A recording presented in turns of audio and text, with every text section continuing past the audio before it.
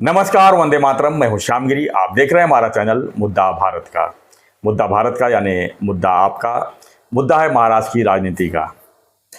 आज महाराष्ट्र की राजनीति में अगर बात करूं तो एक माणिकराव कोकाटे जो एनसीपी अजीत गुट के मंत्री हैं, कृषि मंत्री हैं, उनके ऊपर थोड़ी सी परेशानी आ गई है। थोड़ी सी नहीं, बहुत परेशानी आ गई है। 30 साल पुराने केस में उन्हें सजा लग गई है। अब उनको जो है ऐसा लग रहा है कि मंत्री पद से भी हाथ धोना पड़ेगा, क्योंकि सजा लगी है। सजा लगने मतलब जेल जाना है, और जेल जाओगे तो आपको विधायकी रद्द हो जाएगी। तो ऐसे में उनका मंत्री पद रहना भी जो है तय है कि मंत्री पद जाना तय है। तो क्या ये जो 30 साल पुरानी जो गृह निर्माण सोसाइटी की जो घोटाले के मामला है उसमें जो सज़ा लगती है तो कैसे फेस करेगी अजय दादा गुट की पार्टी, और कैसे माणिकराव कोकाटे इसको जो है इस मुसीबत से बाहर आएंगे, ये हम चर्चा करेंगे। हमारे साथ में सहयोगी सूर्य प्रकाश मिश्रा जी। हम जानने की कोशिश करेंगे कि इस तरह की जो चीज़ें होती हैं, क्योंकि हर विधायक, हर मंत्री किसी न किसी मैटर में उलझा रहता है, लेकिन जब उसके परिणाम आ जाते हैं तो उसकी मुसीबत बहुत बढ़ जाती है। सर, क्या कहेंगे माणिकराव कोकाटे जी के बारे में? 30 साल पुराना केस है, और केस है, अगर घोटाला हुआ है, सजा होना तो होना ही चाहिए, क्योंकि चाहे मंत्री हो, चाहे विधायक हो, चाहे सांसद हो, जो है अपने अपने मजबूती के लिए जो है अपनी चीज़ें बड़ा करने के लिए कुछ न कुछ करते रहते हैं। देखिए, इस गृह निर्माण सोसाइटी के मामले में राष्ट्रवादी कांग्रेस के नेता और राज्य के कृषि मंत्री माणिकराव कोकाटे जी फंस गए हैं। इसमें तो संदेह नज़र नहीं आ रहा है। उनको 2 साल की सज़ा भी सुना दी गई है। हालांकि उनको सत्र न्यायालय में अपील करनी है और इसके बाद आगे भी केस चलेगा। लेकिन इन घोटालों को देखते हुए मुझे उस आदर्श घोटाले की याद आ रही है। 2013 में उस आदर्श घोटाले में अशोक चौहान जी का मुख्यमंत्री पद चला गया था, और उसमें बहुत ही हाई प्रोफाइल केस बन गया था, और उसमें बहुत सारे विधायकों के और मंत्रियों के भी फ्लैट थे, और वो एक अलग मामला था। हालांकि बहुत हाई फाई था, और ये एक नासिक के एक छोटे से गृह निर्माण सोसाइटी के मामले में इनका फ्लैट और इनके भाई के नाम पे 2 फ्लैट इन्होंने ले लिया गरीबों के लिए जो आरक्षित था। तो उसमें ये मामले में फंसे हुए हैं। इनके जो विरोधी पार्टी थी, वो विधायक थे, उन्होंने भी इनके ऊपर आरोप लगाए। 30 साल पुराना मामला है। लेकिन मामला कितना भी पुराना हो, लेकिन ऐसे समय पे जब खुलता है और आप राज्य के कृषि मंत्री हैं, तो इस तरह से ये है। सबसे बड़ी बात ये कही जाएगी कि अजीत पवार गुट के 2 मंत्रियों के ऊपर इस समय इस्तीफे की तलवार लटक रही है। और दूसरा, पहले मंत्री तो आप देख रहे हैं कितनी बड़ी चर्चा चली धनंजय मुंडे जी की तरफ। धनंजय, यहाँ तक कि धनंजय मुंडे वो उस मामले में लेकर, अपने परली के एक मामले में लेकर जो उनका हुआ देशमुख मर्डर केस में, उसमें तो है ही है, उनकी पत्नी स्वयं उनके पीछे पड़ गई हैं जी, करुणा मुंडे। अभी उन्होंने घोषणा की है कि ये सत्र से पहले हम आज़ाद मैदान में बैठकर मैं उनके खिलाफ उपोषण करूंगी। उसमें भी पारिवारिक न्यायालय में भी उनके ऊपर आरोप लगे हैं, उनको दंड सुनाया गया है। तो इस तरीके से जो एक चल रहा है अजीत पवार के खेमे में, बड़े मंत्री 2 मंत्री हैं, और दोनों मंत्रियों पे इस तरह के आरोप लगे और इस्तीफा देने का दबाव बढ़े, तो इससे ये तो साबित होता है कि बहुत कुछ अच्छा तो नहीं चल रहा है। लेकिन जहाँ तक इन मंत्रियों का सवाल है और सरकार का सवाल है, इससे सरकार की सेहत पर तो कोई असर नहीं पड़ने वाला। हाँ, ये है कि अजीत पवार की पार्टी जरूर इसमें मुश्किल में आ सकती है। ये भी अभी किसी तरह ये जो धनंजय मुंडे का मामला है, किसी तरह थोड़ा सा टाइम पास करने की कोशिश की जा रही है। उस पर भी बोलते हैं ना, आसमान से गिरे और खजूर पे आके लटक गए। माणिकराव कोकाटे जी का भी इसी में मामला सामने आ गया। तो विपक्ष के हाथ में एक हथियार इस तरह का मिल गया है। हालांकि विपक्ष जो है, हम तो कह रहे हैं ना कि बिखरा हुआ है, इसके नाते इसमें कुछ ज्यादा असर मेरे ख्याल से विपक्ष की जरूरत होनी नहीं चाहिए। और इसमें क्या है, पार्टी हाईकमान जो है जी फैसला लेना चाहिए। आपके पास 41 विधायक हैं। आपको जरूरी नहीं कि माणिकराव कोकाटे ही जो मंत्री बने रहे, और भी लोगों को मौका मिलना चाहिए। जिसके ऊपर दाग लगा उसको सीधा बाहर कर देना चाहिए। ये पब्लिक में अगर आपको जाना है, पब्लिक में जवाब देना है तो करना चाहिए, क्योंकि देखिए ये लोकतंत्र है। लोकतंत्र में इस तरह की चीज़ें नहीं होनी चाहिए। अगर आप दोषी हो, आपने कोर्ट ने आपने दोषी दिया है, आपको जेल जाना तय है। छगन भुजबल भी जेल में गए थे जी, बिल्कुल। छगन भुजबल का भी बड़ा मामला था। मुख्यमंत्री आज भी बाहर ही है, समझ लीजिए। झारखंड के मुख्यमंत्री वो मधु कोड़ा, उनको जेल में जाना पड़ा है। तो ये लोकतंत्र है, लोकतंत्र में अगर आपको पास चाबी अगर मिल जाती है, आप अगर मनमाना करते हो, घोटाला करते हो, लोगों के टैक्स के पैसे का दुरुपयोग करते हो, उसमें अगर आपको सजा लगती है तो आपको सजा लगना ही चाहिए। इसमें तो पार्टी की छवि पर उनके पूरा असर पड़ रहा है, सरकार की छवि पर इनमें असर पड़ता है। ऐसे लोगों का मंत्री बनाए थे वो जिसके ऊपर छवि, हाँ, इस तरह से सरकार की भी छवि खराब हो रही है, इसमें कोई संदेह नहीं।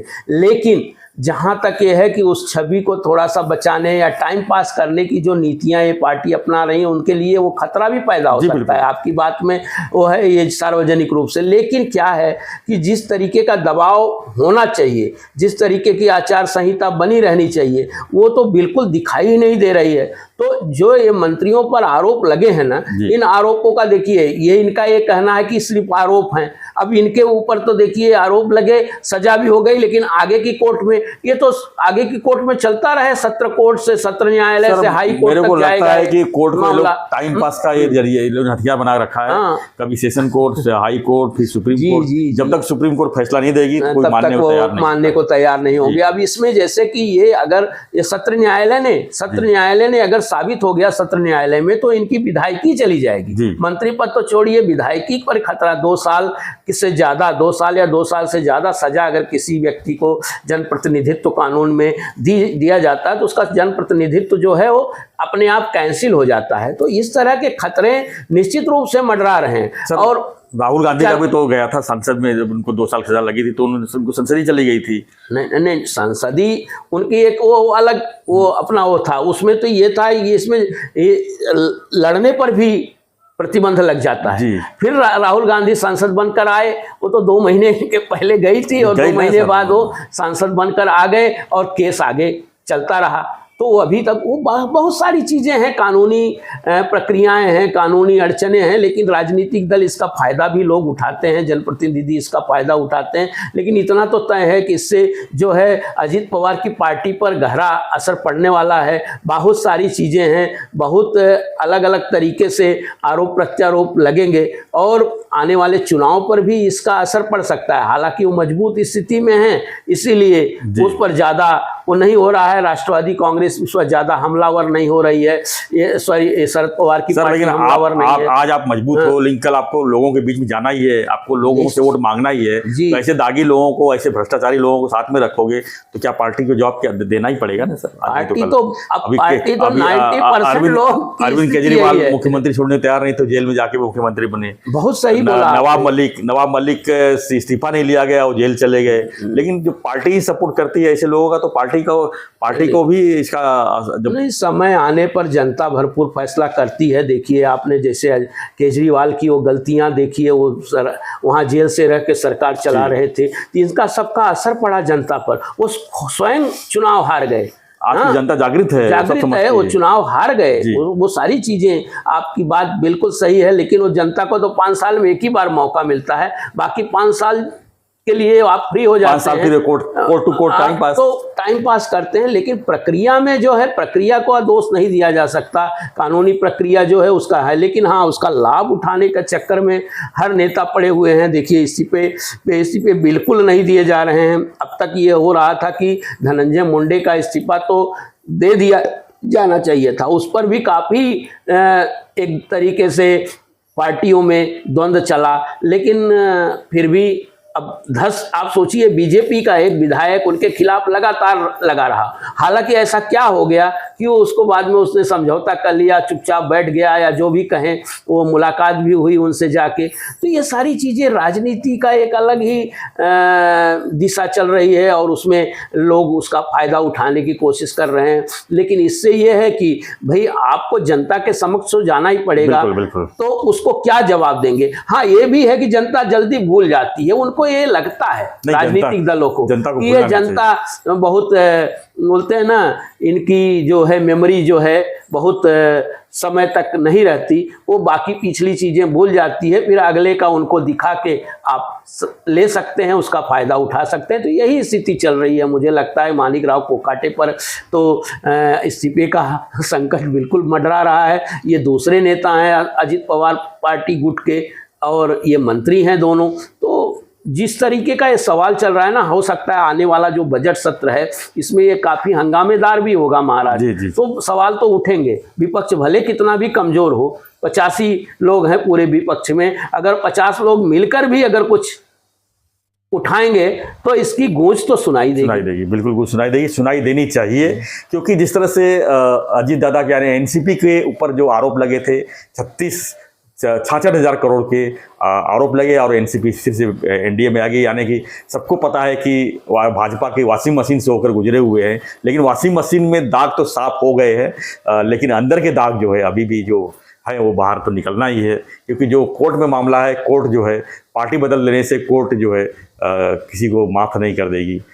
जो आपने कर्म किया है उसका फल तो आपको भुगतना ही है। तो एनसीपी में ऐसे बहुत से लोग आए हुए हैं जो वॉशिंग मशीन से थ्रू आए हुए हैं और वो वॉशिंग मशीन के दाग तो आज निकलना ही है। तो फ्रेंड्स, आपकी क्या प्रक्रिया है हमें कमेंट बॉक्स में लिखिए और बने रहिए हमारे साथ ऐसी खबरों के लिए। देखते रहिए हमारा चैनल मुद्दा भारत का। चैनल को लाइक शेयर और सब्सक्राइब जरूर करें। धन्यवाद मिश्रा जी, धन्यवाद, जय हिंद।